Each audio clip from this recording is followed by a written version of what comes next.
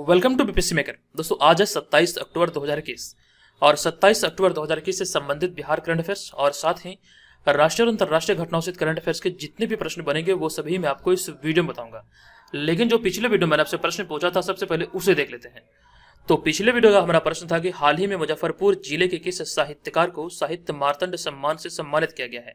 Complete जानकारी मैंने आपको यहां से इस प्रश्न से रिलेटेड दिया था और आपको बताया था इसका राइट आंसर होगा ऑप्शन नंबर बी, यानी कि डॉक्टर महेंद्र मधुकर इस प्रश्न का राइट आंसर होगा। सभी लोगों ने इस प्रश्न का सही उत्तर किया है और यहाँ पर आप लोग एक चीज ध्यान रखिए, जो भी प्रश्न आप लोग मतलब यहाँ पर आंसर करते हैं, जिस भी प्रश्न का आप लोग से विस्तार पूर्वक अवश्य लिखिए। जो भी चीजें आपके मन में आपके दिमाग में याद होता है उस चीज को यहाँ पर लिखिए। इससे क्या होगा, आपको चीजें लंबे समय तक के लिए याद होगी। इस चीज का यहाँ से ध्यान रखिए। और यहाँ पर आपको एक महत्वपूर्ण जानकारी ये दे दूं कि जो लोग ऑनलाइन टेस्ट सीरीज में भाग लेना चाहते हैं आगामी 67वीं बीपीएससी और सीडीपीओ एग्जाम की, तो हमारे बीपीएससी मेकर ऐप को डाउनलोड करके वहां पर मेंबरशिप लेने के बाद ऑनलाइन टेस्ट सीरीज में पार्टिसिपेट कर सकते हैं और इसका पीडीएफ भी आप वहां से प्राप्त कर सकते हैं। और साथ ही साथ जो हमारा करंट अफेयर्स का सीरीज चलता है इसके तमाम पीडीएफ आप वहां से प्राप्त कर सकते हैं डेली और मंथली, जिसमें कि बिहार, राष्ट्रीय और अंतर्राष्ट्रीय सारे करंट अफेयर्स शामिल होंगे। और इसके अलावा और भी बहुत सारे स्टडी मटेरियल है जो कि आपको हमारे ऐप पर मिल जाएगा। तो जल्दी से ऐप को डाउनलोड करके वहां पर आप इसका इस्तेमाल कर पाएंगे। ऑलरेडी यहाँ पर लगभग 6000 से अधिक लोग इसमें ज्वाइन हो चुके हैं, तो आप भी इसको ज्वाइन कर सकते हैं। चलिए अब यहां पर हम चलते हैं सीधे पहले प्रश्न पे। एक एक करके मैं आपको सारे प्रश्न बताऊंगा और इनसे संबंधित जो एक्स्ट्रा फैक्ट्स होंगे वो भी आपको बताऊंगा। तो यहां पर आज का हमारा पहला प्रश्न है कि कौन सा राज्य सभी जिलों में चाइल्ड फ्रेंडली कोर्ट रूम स्थापित करने में पहला स्थान पर आ गया है। ये प्रश्न बहुत इंपॉर्टेंट है और इस प्रश्न का हमारा राइट आंसर है ऑप्शन नंबर बी, यानी कि अपना बिहार इस मामले में पहले स्थान पर आ चुका है। तो ऑप्शन नंबर बी इस प्रश्न का राइट आंसर होगा। अब यहाँ पर आपको इस प्रश्न के बारे में विस्तार से बता दूं कि बिहार के सभी जिलों में चाइल्ड फ्रेंडली कोर्ट रूम स्थापित करने में पहला राज्य बन गया है। ये आपको ध्यान रखना, यानी कि अब यहाँ पर सभी जिलों में, देखिए जहां लिखा है बल्कि यहाँ पर यहाँ होना चाहिए, यानी कि अब यहाँ सभी जिलों में ऐसे कोर्ट रूम है जो किसी अपराध का शिकार बने बच्चों को पुलिस या फिर अदालत के भय का सामना करने से बचाते हैं। ये आपको यहाँ से ध्यान रखना, यानी कहने का तात्पर्य यह है कि अर्थात यहाँ बच्चे अपराधी आरोपित के सामने आए बगैर गवाही दे सकते हैं और बच्चों को यहाँ उन्हीं के अनुरूप माहौल मिलता है। आई होप कि आप यहाँ पर चाइल्ड फ्रेंडली कोर्ट रूम के बारे में समझ चुके हैं। अब यहाँ पे अगर हम अन्य तथ्य की बात करें तो हाल ही में बिहार सरकार द्वारा यह घोषणा की गई थी कि अब राज्य के पॉलिटेक्निक कॉलेजों में ड्रोन टेक्नोलॉजी और रोबोटिक्स की पढ़ाई होगी। ये जानकारी मैं आपको दिया था। और साथ ही साथ एक और पॉइंट याद रखिए, इथेनॉल पॉलिसी लागू करने वाला बिहार देश का पहला राज्य बना था। हाल ही में राज्य सरकार की शिक्षा विभाग ने मध्याह्न भोजन में साफ सफाई और गुणवत्ता को लेकर के स्कूलों के बीच रैंकिंग देने का निर्णय लिया है। यानी कि सरकारी स्कूल में जो मिड डे मील योजना चलता है उसमें मतलब रैंकिंग देने का निर्णय लिया गया था। और साथ ही साथ यहाँ पर एक पॉइंट और याद रखिए कि महिला कमांडो की टीम तैयार करने वाला बिहार देश का पहला राज्य है। कंप्लीट जानकारी, ये सारे जो करंट अफेयर्स की जहां चीजें हैं वो ऑलरेडी मैं आपको बता चुका हूं। सभी चीजों को यहां से आप रिवीजन करते रहिए, तभी आपको सारी चीजें याद होगा और तभी आप एग्जाम में बेहतर कर पाएंगे। ये सारी चीजों को आप नोट करते रहिए और साथ ही साथ रिवीजन भी करते रहिए ताकि आप इसे मतलब कि भूले नहीं। चलिए अब यहाँ पर हम चलेंगे अगले प्रश्न पे। हमारा अगला प्रश्न होगा दूसरा प्रश्न।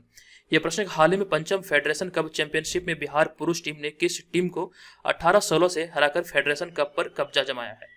किस टीम को हराकर यह कब्जा जमाया गया है। तो इस प्रश्न का राइट आंसर होगा हमारा ऑप्शन नंबर सी, यानी कि आंध्र प्रदेश की टीम को 18-16 से पराजित करके इस फेडरेशन कप पर बिहार पुरुष टीम ने कब्जा किया है। तो ध्यान रखना ऑप्शन नंबर सी यहाँ पर इस प्रश्न का राइट आंसर होगा।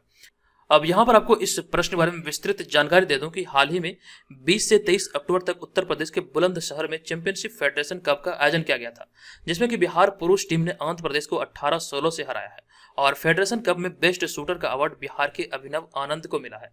ये प्रश्न यहाँ से आपके बन सकते हैं कि बेस्ट शूटर का अवार्ड जो बुलंदशहर में अभी हाल ही में चैंपियनशिप फेडरेशन कप का आयोजन हुआ, इसमें बिहार के किस खिलाड़ी को बेस्ट शूटर का अवार्ड दिया गया। आपको ध्यान रखना ये अवार्ड मिला है किसे, अभिनव आनंद को। और यहाँ पे हमारा अगला पॉइंट है, इसके अतिरिक्त यहीं पर एक्चुअली में यहाँ पे और नहीं बल्कि यहाँ पे पर होना चाहिए, यहीं पर यानी कि बुलंदशहर में आयोजित 8वीं senior national target ball championship में बिहार की महिला वर्ग में बिहार की टीम विजेता बनी। यानी कि आपको ध्यान रखना कि अगर हम बात करें टारगेट बॉल चैंपियनशिप की तो महिला टीम विजेता बनी और साथ ही साथ चैंपियनशिप फेडरेशन कप की तो यहाँ पर पुरुष टीम ने अपना जलवा दिखाया और इस कप को अपने नाम किया। तो यानी कह सकते हैं यहाँ पर बिहार का टीम का काफी दबदबा रहा। और यहाँ पे हमारा अगला पॉइंट है कि बिहार टीम से बेस्ट डायमंड का अवार्ड जाइडेन बारला को मिला और साथ ही साथ बिहार टीम के कोच गौरव कुमार को भी सम्मानित किया गया। तो ये भी जानकारी आपको याद रखना। और साथ ही साथ यहाँ पर आपको कुछ और भी जानकारी दे दूं कि हाल ही में बिहार में मद्य निषेध और उत्पाद नियमावली 2021 को स्वीकृति दी गई है। और एक पॉइंट और याद रखिए कि हाल ही में बिहार सरकार ने घोषणा की है कि राज्य में अब पहली से 8वीं तक कोई भी निजी प्रारंभिक स्कूल बिना सरकार की स्वीकृति के संचालित नहीं हो सकेंगे। ये प्रश्न के बारे में ऑलरेडी मैंने आपको बताया था। आपको यहाँ पर ध्यान रखना कि बिहार सरकार ने यह घोषणा किया है कि राज्य भर में जितने भी मतलब के प्राइवेट स्कूल है जो कि पहली से 8वीं तक के हैं, वो सरकार की अनुमति के बिना संचालित नहीं हो पाएंगे। सरकार से इसकी स्वीकृति लेना होगा, तभी मतलब इसका संचालन किया जा सकता है। अब यहाँ पर हम चलते हैं तीसरे प्रश्न पे। हमारा तीसरा प्रश्न है कि हाल ही में बिहार के भीमराव अंबेडकर विश्वविद्यालय में किस साहित्यकार की प्रतिमा का अनावरण किया गया है। इस प्रश्न का हमारा right answer option number D यानी कि रामधारी सिंह दिनकर इस प्रश्न का राइट आंसर होगा। अब यहाँ पर आपको इस प्रश्न के बारे में बता दूं कि भीमराव अंबेडकर विश्वविद्यालय में साहित्यकार रामधारी सिंह दिनकर की प्रतिमा का अनावरण किया गया, जो कि अभी हाल ही में किया गया है। और यहाँ पर आपको बता दूं भीमराव अंबेडकर यूनिवर्सिटी के बारे में, तो भीमराव अंबेडकर विश्वविद्यालय बिहार के मुजफ्फरपुर जिले में स्थित है और इसकी जो स्थापना हुई थी 1952 में की गई थी। आपको यहाँ पर ध्यान रखना कि बिहार में जितने भी विश्वविद्यालय है, कई बार ये प्रश्न बने, हालांकि कम मात्रा में प्रश्न पूछे गए हैं, लेकिन आपको ये भी ध्यान रखना यूनिवर्सिटी जितने भी बिहार में है, लगभग कह सकते हैं 15 के आसपास है, 15 से अधिक है।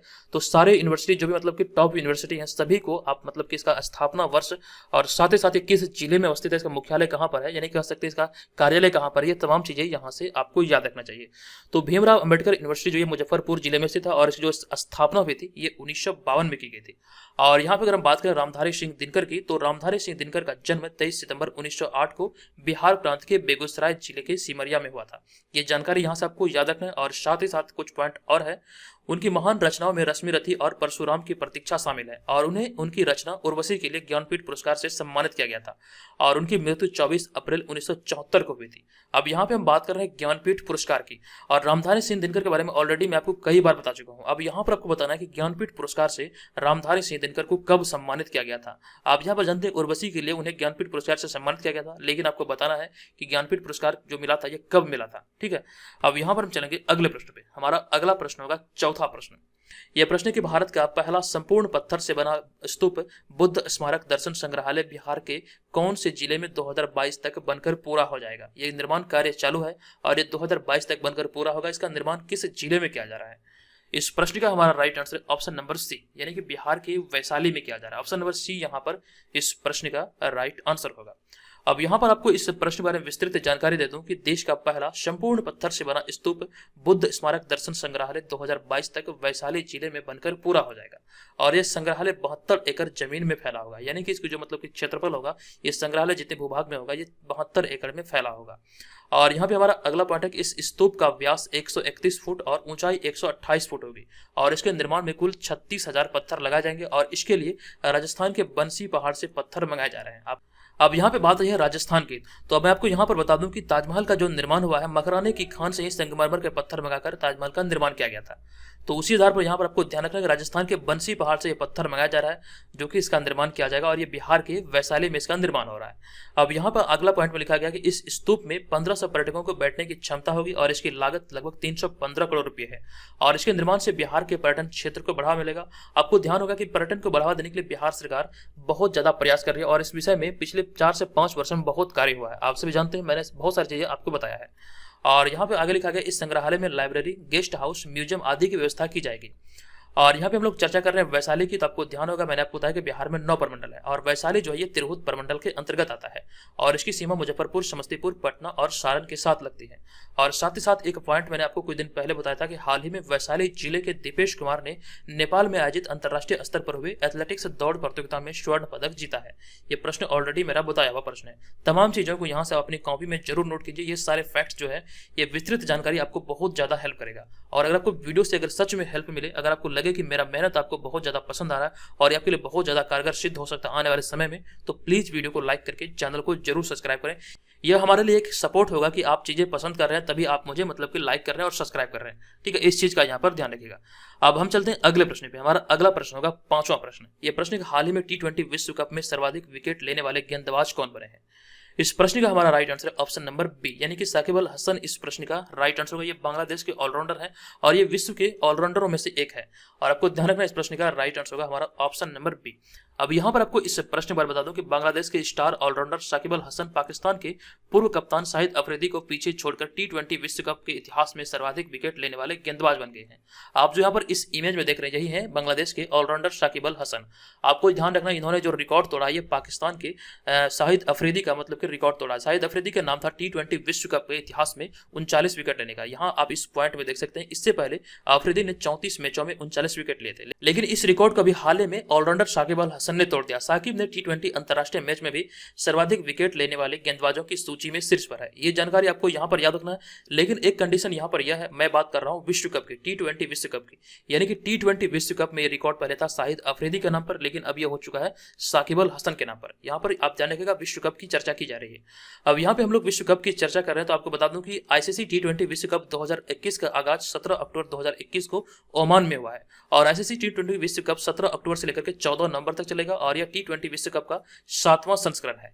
तो ये सारी चीजें बहुत ज्यादा इंपॉर्टेंट है, इसे आपको यहाँ से याद रखना है। अब हम लोग चर्चा कर रहे हैं आईसीसी की, तो आईसीसी का फुल फॉर्म क्या होता है ये आपको याद रखना चाहिए। आईसीसी का फुल फॉर्म होता है इंटरनेशनल क्रिकेट काउंसिल। यहाँ से आपके प्रश्न बन सकते हैं और एक प्रश्न बहुत ज्यादा इंपॉर्टेंट है, आईसीसी का मोटो क्या है, यानी कि आईसीसी का सिद्धांत क्या है। तो इसका सिद्धांत है अच्छाई के लिए क्रिकेट और आईसीसी की जो स्थापना हुई थी 15 जून 1909 को हुआ था। आईसीसी का मुख्यालय दुबई संयुक्त अरब अमीरात में है और इसके जो वर्तमान में सदस्य हैं 106 देश इसके सदस्य हैं। आधिकारिक भाषा अंग्रेजी है और वर्तमान में आईसीसी के चेयरमैन है ग्रेग बार्कले जो कि न्यूजीलैंड के हैं। और आपको ध्यान रखना कि वर्तमान में सीईओ है जोफ एर्लाडिस और ये ऑस्ट्रेलिया के हैं। और आपको यहाँ पर एक बात बता दूं कि इससे पहले यानी कि जोफ एर्लाडिस से पहले आईसीसी के सीईओ थे मनु साहनी जो कि भारत के थे। इन्होंने अभी हाल ही में अपने पद से इस्तीफा दिया था, जिसके बाद ऑस्ट्रेलिया के जोफ एर्लाडिस को इस पद के लिए चयनित किया गया। कंप्लीट जानकारी यहाँ से आपको याद रखना है।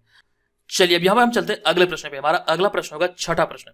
यह प्रश्न है कि टी20 क्रिकेट विश्व कप के इतिहास में हाल ही में भारत को किस देश ने पहली बार हराया है। किस देश ने भारत को टी20 विश्व कप के इतिहास में पहली बार हराया है।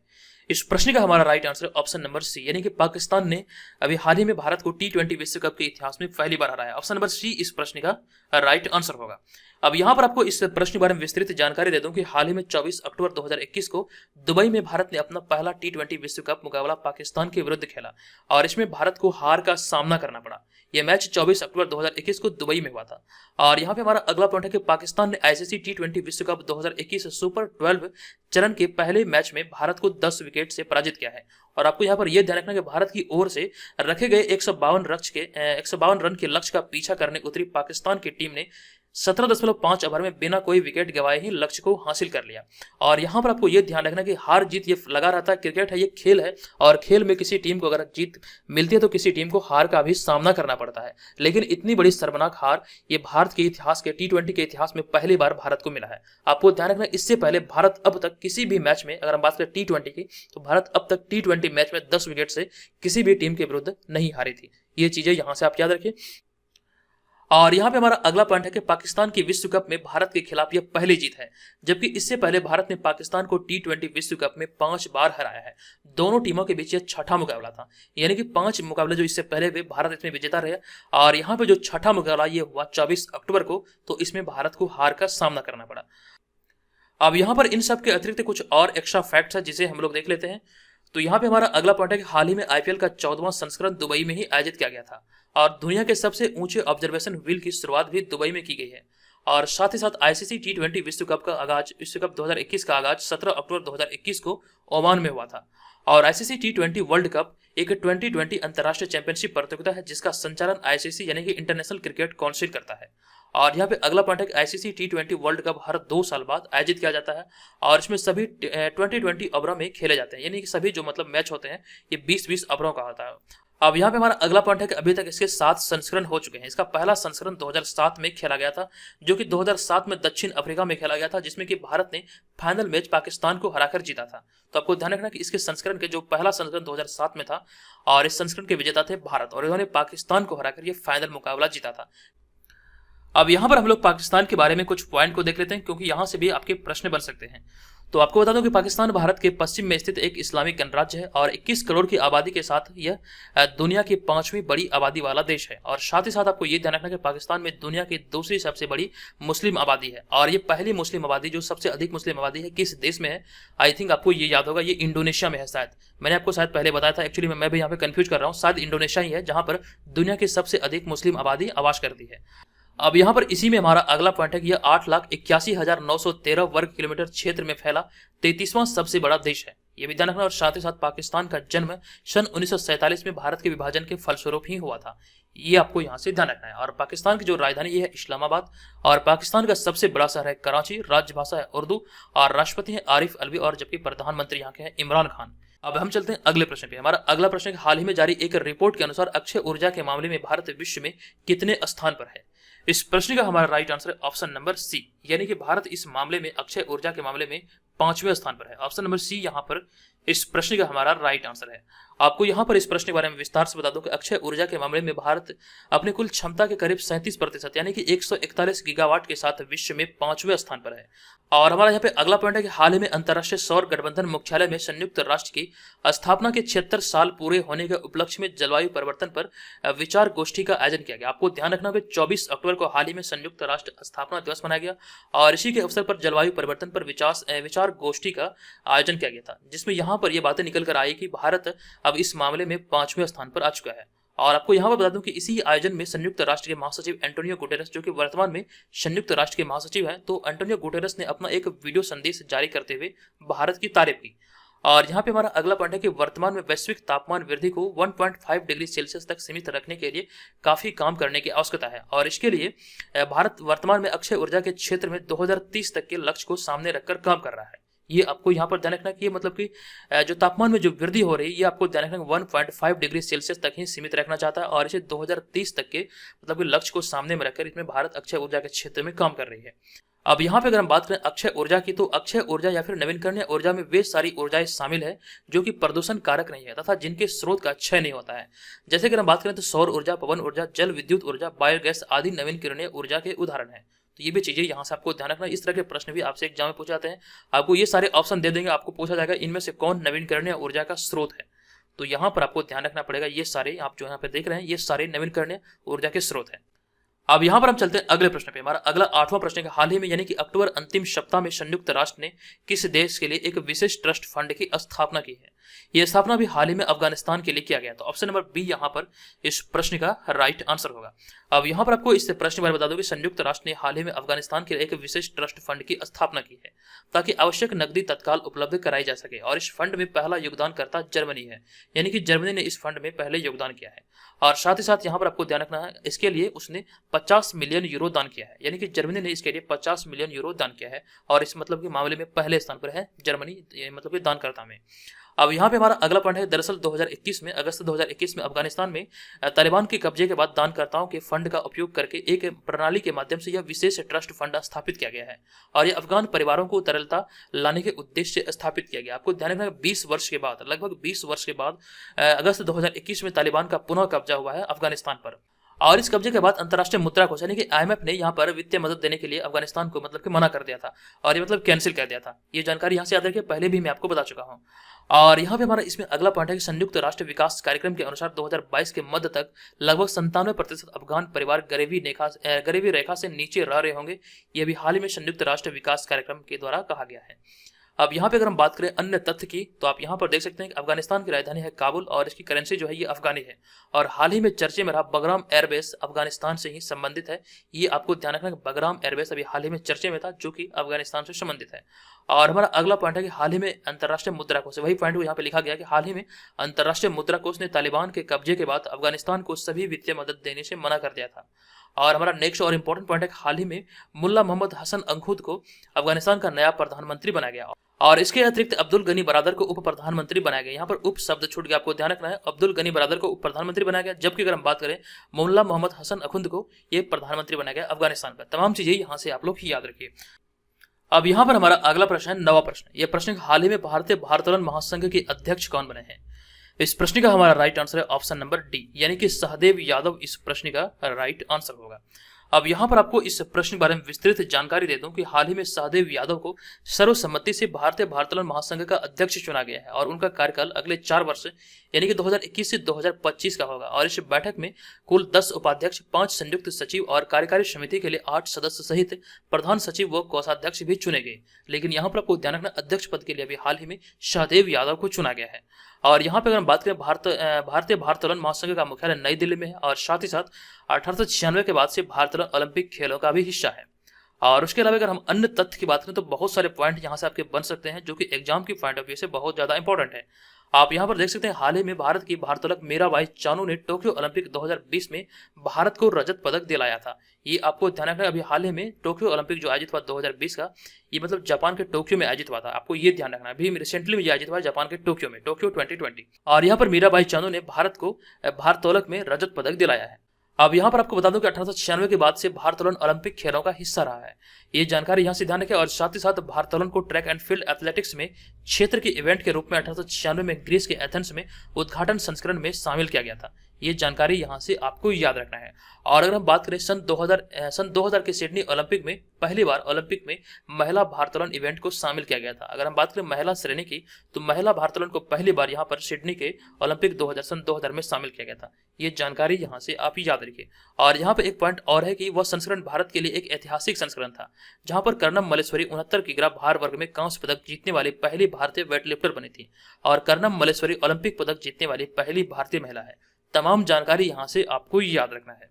अब हम चलेंगे अगले प्रश्न पे। हमारा अगला प्रश्न होगा 10वां प्रश्न, हाल ही में संयुक्त राष्ट्र दिवस कब मनाया गया है? तो 24 अक्टूबर। आप सब जानते हैं ये प्रश्न बहुत पॉपुलर प्रश्न है, कई बार बहुत बार यहां से आपके प्रश्न बने हैं। तो 24 अक्टूबर को ही संयुक्त राष्ट्र दिवस मनाया जाता है प्रत्येक वर्ष। ऑप्शन नंबर ए इस प्रश्न का राइट आंसर होगा।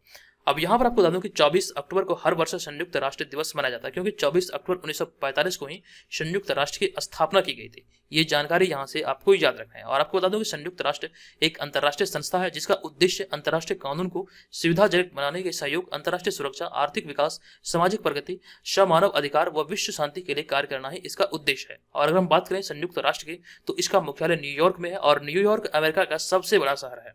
और अगर हम बात करें संयुक्त राष्ट्र के अध्यक्ष कौन है तो इसके अध्यक्ष हैं एंटोनियो गुटेरेस। और वर्तमान में संयुक्त राष्ट्र में 193 देश शामिल है और विश्व के लगभग सारे अंतर्राष्ट्रीय मान्यता प्राप्त देश इसमें शामिल है।